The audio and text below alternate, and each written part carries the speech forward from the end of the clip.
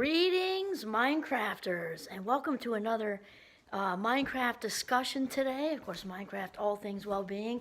What we're going to discuss today is just such a beautiful fit. So my name is Kimberly Quinn, and it is my pleasure to be here today to have this discussion. So, yep, we still got the happy birthday banners up. In fact, I just found a Christmas sign the other day. Like, look at that kind of snuck.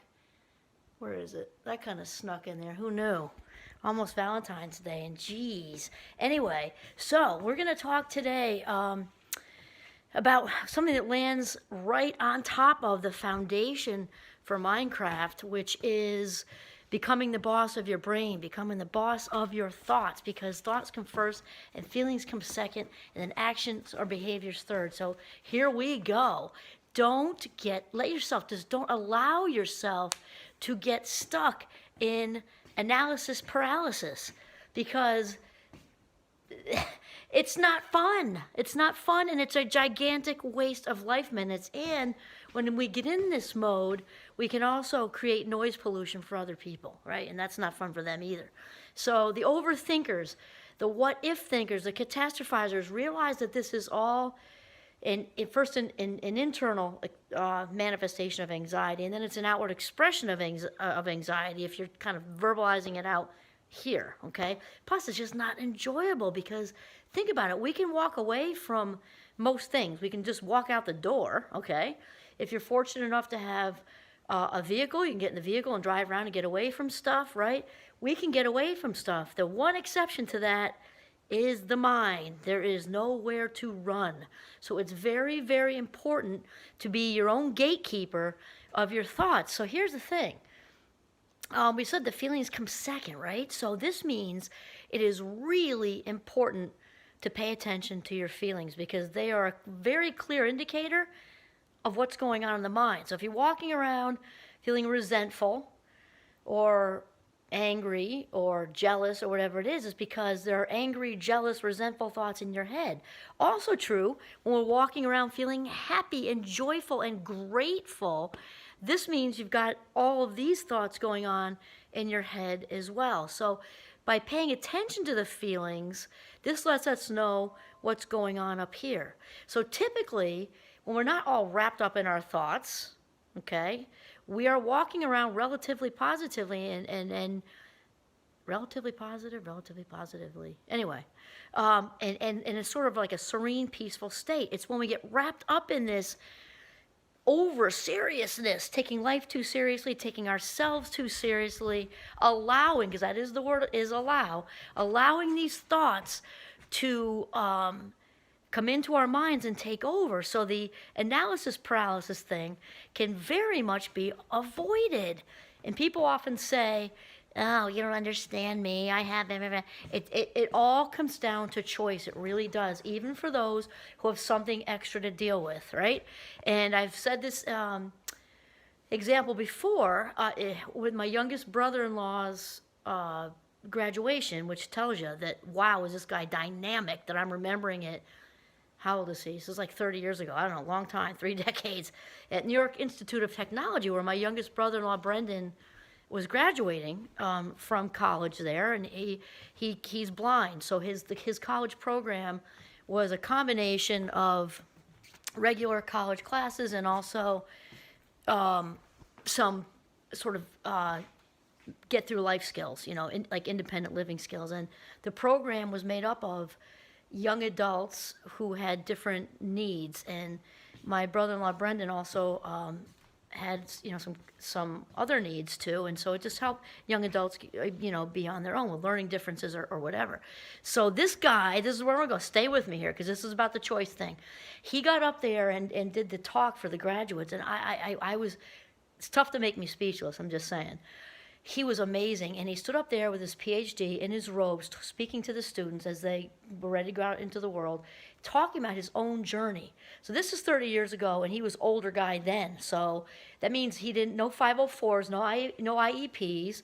He was bullied. He had some unkindness along the way, and he showed the dots for how he got there, because it took him probably 3 times longer, because he had to go at a different pace and whatever, with a doctorate. And he had at least, I forget if it was dyslexia, whatever, he'd like at least he had more than one cognitive thing he was dealing with. And he landed there with a doctorate.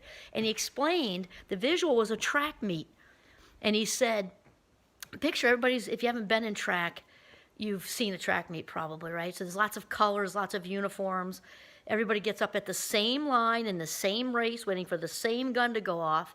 And he said it was like I was standing there with, you got the pack of beastly runners that are just, will be out in front quickly.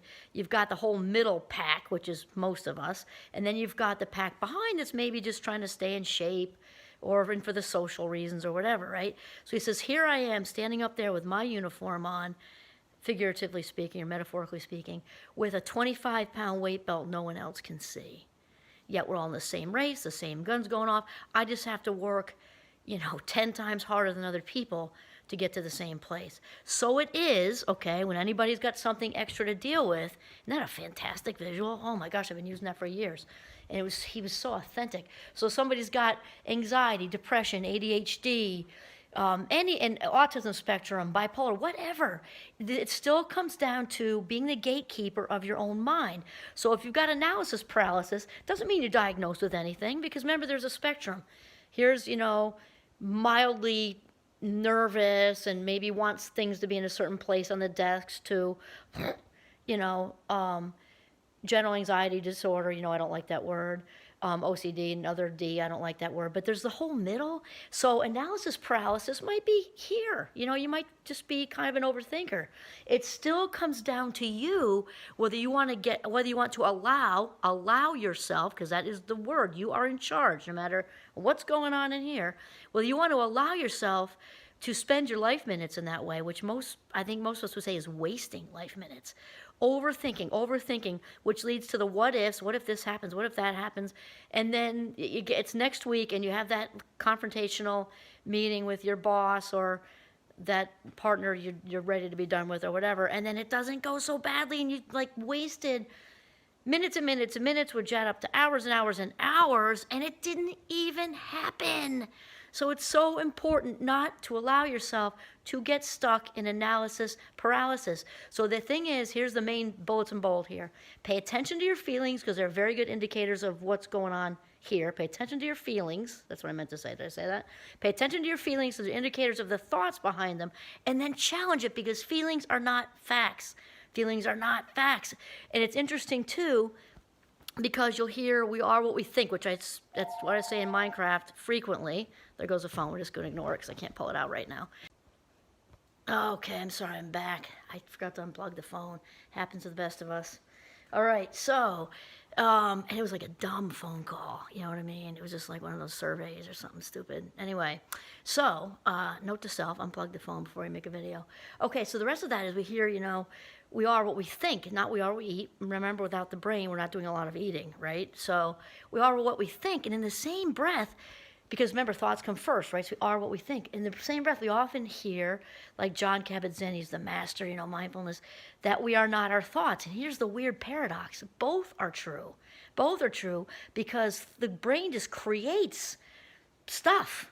And it's floating around, and we call it the monkey mind when it's racy, racy, racy. And it's so important to not identify with our thoughts. So that's the one paradox because it's just not factual. It's just, being created. The thoughts are just flying around all over the place. That said, we are what we think also because we need to sort through all of that, okay, to allow what we choose to keep. Because we want, positive, affirming thoughts about ourselves and keeping all that stuff. Because remember, thoughts lead directly to feelings. So it's kind of both. The whole point, though, of this video is to really pay attention to those, okay?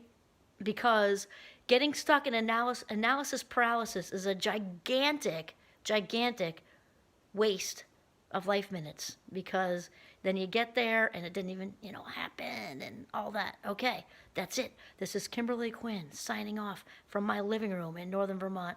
Have a mindful day. Don't overthink.